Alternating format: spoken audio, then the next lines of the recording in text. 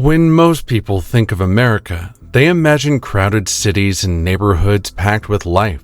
But across this vast country, there are places where the silence is loud and where neighbors live miles apart. These are the top 10 loneliest towns in America. Remote communities so isolated they feel like they belong to another century. Number 10. Whittier. Whittier might be one of the most unusual towns in the United States because nearly its entire population lives inside a single building. Baggage Towers rises from the cold Alaskan landscape like a concrete island. Inside are apartments, a school, a grocery store, a church, a post office, and government offices. The reason for all of this is geography and weather. Whittier sits between steep mountains and Prince William Sound in southern Alaska. Heavy snowfall, powerful coastal storms, and long, dark winters make outdoor life difficult for much of the year. There is only one way in or out: the Anton Anderson Memorial Tunnel, a long tunnel carved through solid rock. It's one lane, shared by cars and trains, and it closes at night. The town has fewer than 300 residents.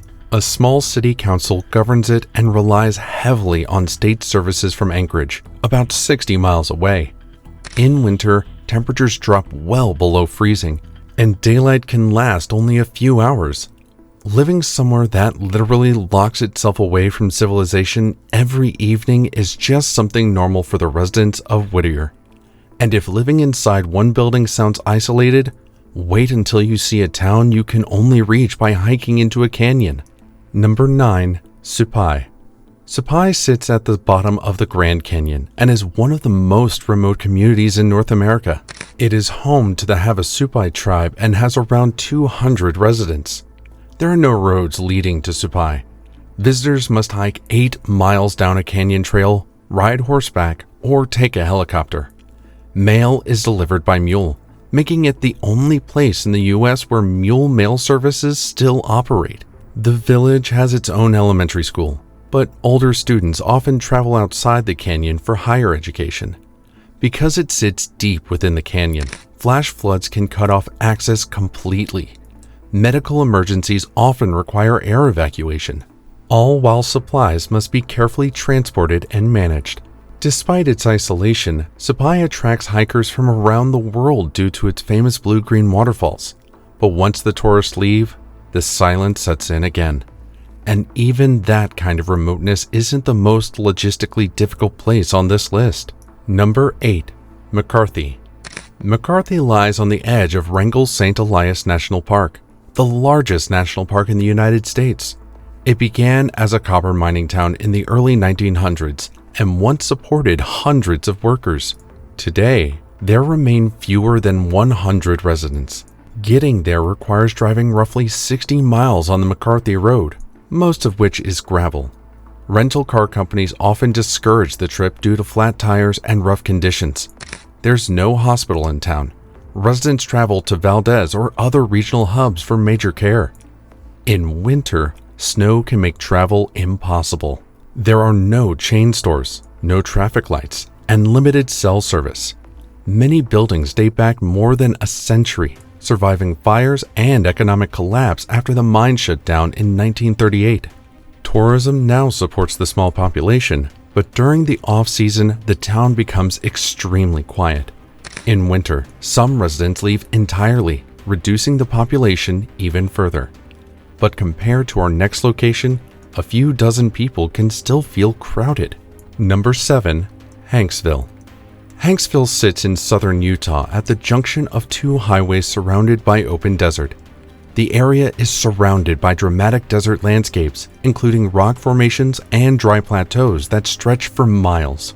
The population here is 170 people as of 2024. The nearest major city is more than 2 hours away. Basic services require planning ahead. Entertainment is mostly nature hiking, stargazing, and watching storms roll across the desert. Summer temperatures regularly exceed 100 degrees Fahrenheit. With limited development and minimal light pollution, the town is known for extremely dark night skies. Without city lights, the universe reveals itself in full. Residents often describe the quietness as peaceful. Tourism from nearby national parks brings some traffic, but once travelers leave, daily life returns to a quiet routine. Fewer businesses operate year-round compared to larger desert towns. Still, 170 residents is a substantial number compared to what's next. Number 6. Mentone. Some towns are lonely because few people live there. Mentone is lonely because nobody does. It is officially one of the smallest county seats in the United States. Its population has fluctuated over the years, sometimes dropping into the teens. Mentone was founded as a railroad town, but when rail traffic declined, so did the economy. Businesses closed and many residents moved away, and the buildings started crumbling. Today, only a handful of people remain. There are limited services and almost no commercial activity. Students attend school in nearby districts outside town due to the tiny population, and the closest hospital is over 30 miles away. And somehow, even this is not the smallest town on our list. Number 5. Manaue. Manaue is famous for one astonishing fact. It has a population of only 1 resident. 90-year-old Elsie Eiler is the mayor, librarian, bartender, and sole citizen who has lived alone in the town since 2004 when her husband passed away. Located on the plains of Nebraska, Manaue used to be a small farming community. In the 1930s, it had more than 100 residents. Over the decades, younger generations moved away in search of work until only Elsie remained. Despite having only 1 person, Manaue remains legally incorporated. It has a town sign, a library, and official state recognition. It may be the smallest incorporated town in America, but it isn't the most abandoned. Number 4. Gabbs.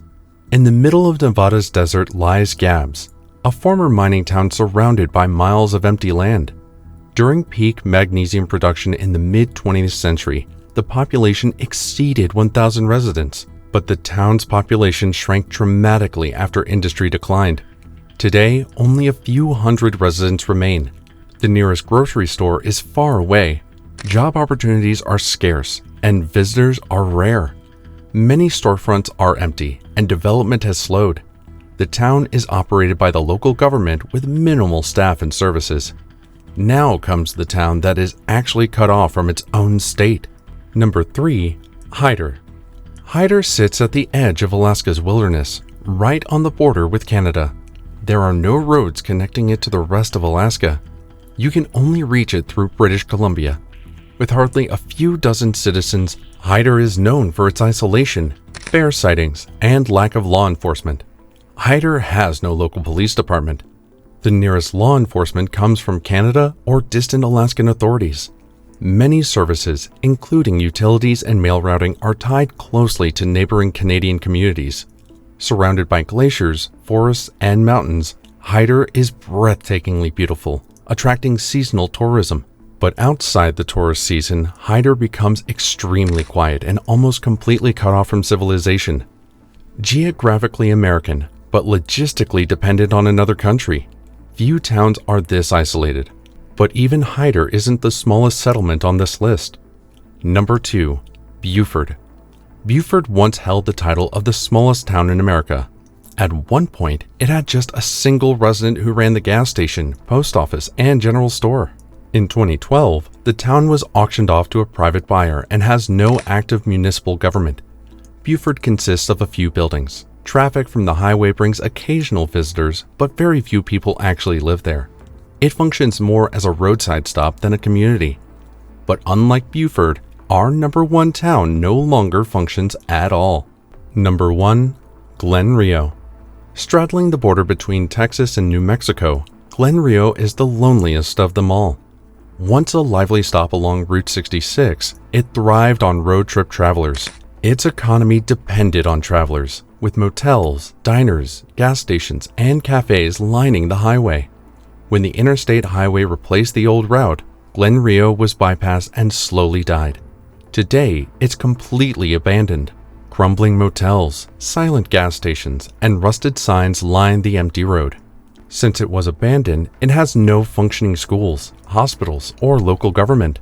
The remaining roadways are maintained by state highway departments rather than any local authority. Glen Rio is a haunting reminder of how quickly a town can vanish when the world moves on.